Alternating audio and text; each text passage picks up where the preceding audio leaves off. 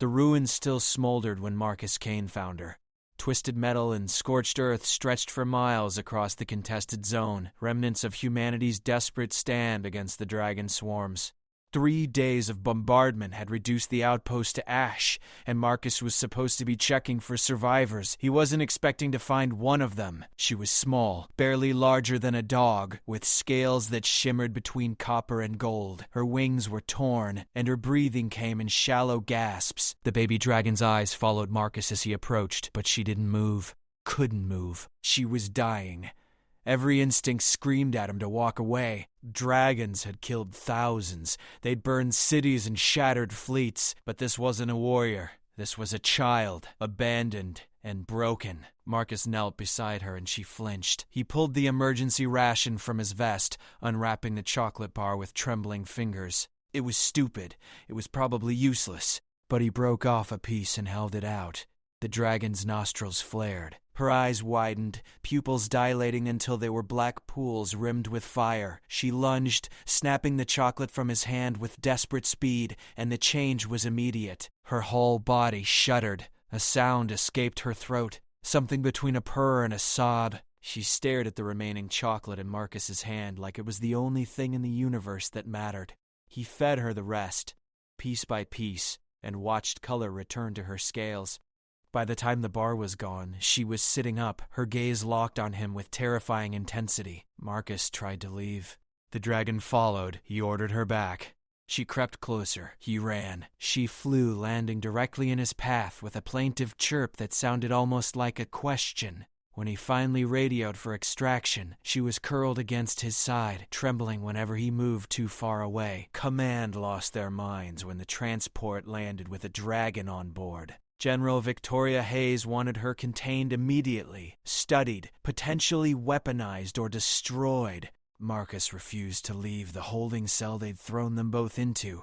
Through 12 hours of interrogation, the dragon, whom Marcus had started calling Ember, never left his shadow. She hissed at anyone who came too close, her scales rippling with defensive patterns. It was Hayes who finally noticed. Ember wasn't aggressive. She was terrified. And she kept nosing at Marcus's pockets, searching for something she couldn't name but desperately needed.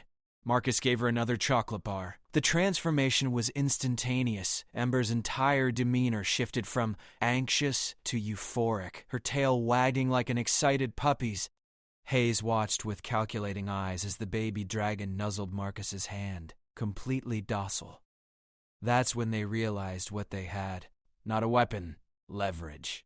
Ember grew fast over the next 2 weeks, doubling in size and developing the ability to project thoughts and broken images and emotions. She was smart, frighteningly so, and her bond with Marcus strengthened daily. He taught her basic commands. She taught him that her kind communicated through scent and sensation as much as sound. And every day she needed chocolate. Without it, she became anxious and withdrawn. With it, she was focused and loyal. The breakthrough came during a scouting mission. Marcus had taken Ember to survey a border region when 3 adolescent dragons appeared on the horizon. Protocol demanded immediate retreat. But Ember didn't run. She called out a series of melodic chirps, and the others descended cautiously. They landed 50 meters away, nostrils working, eyes fixed on Ember with obvious confusion. She smelled wrong to them, wrong and impossibly enticing. Marcus understood before his commanders did. He pulled out a chocolate bar, and the effect was instantaneous. All 3 young dragons fixated on it with laser intensity. He broke it into pieces and tossed them forward. The dragons pounced, devouring the chocolate with the same desperate hunger Ember had shown. Within minutes, they were sitting like obedient students waiting for more.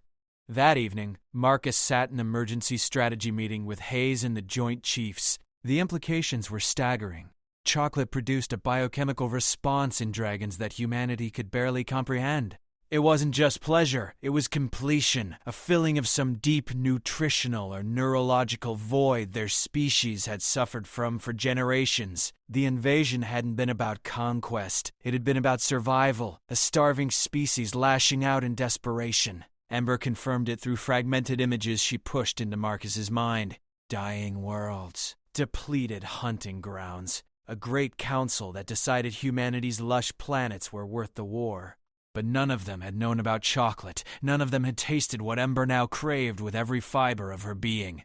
The Dragon Empire's envoys arrived within a week, descending on the neutral zone with a fleet that made Earth's defenses look like toys, but they didn't attack. They requested negotiation, their message delivered in halting English learned from captured broadcasts. They wanted the human nectar. They would pay any price. The summit took place in a converted hangar with Ember serving as translator. She'd grown large enough to ride now, her scales gleaming like molten metal, and she stood between Marcus and the Dragon Elder with obvious pride. The negotiations were tense. The dragons offered technology centuries beyond human capability, territorial concessions, even servitude. Hayes held firm. Peace was the price. True, lasting peace. The treaty took 3 days to draft. Humanity would trade chocolate, vast quantities of it grown and shipped to designated exchange points. In return, dragons would withdraw from human space, share their knowledge of faster-than-light travel, and establish embassies on Earth. Young dragons would learn human culture. Humans would learn dragon science. Ember would lead the first integrated unit. Proof that cooperation was possible. But not everyone agreed. A faction of elder dragons, traditionalists who saw the addiction as weakness, launched a raid on South America's cocoa farms 1 week after the treaty signing. 20 massive dragons descended on the plantations, burning fields and killing workers in a desperate attempt to destroy what they couldn't control. Marcus and Ember mobilized immediately. They led a force of human soldiers and young dragons, racing to intercept the raiders before they could complete their destruction.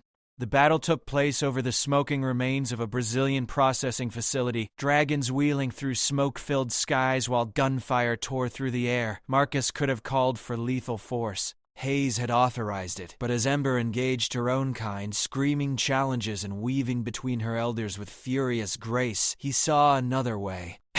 He ordered the transports to dump their cargo 50 tons of processed chocolate spread across the battlefield like dark snow. The effect was immediate and total. Dragons stopped mid-flight, descending on the chocolate with single-minded obsession. The raiders, many of whom had never tasted it, were overwhelmed by sensation. They landed, they ate, and their aggression melted into blissful surrender. The battle ended without another shot fired.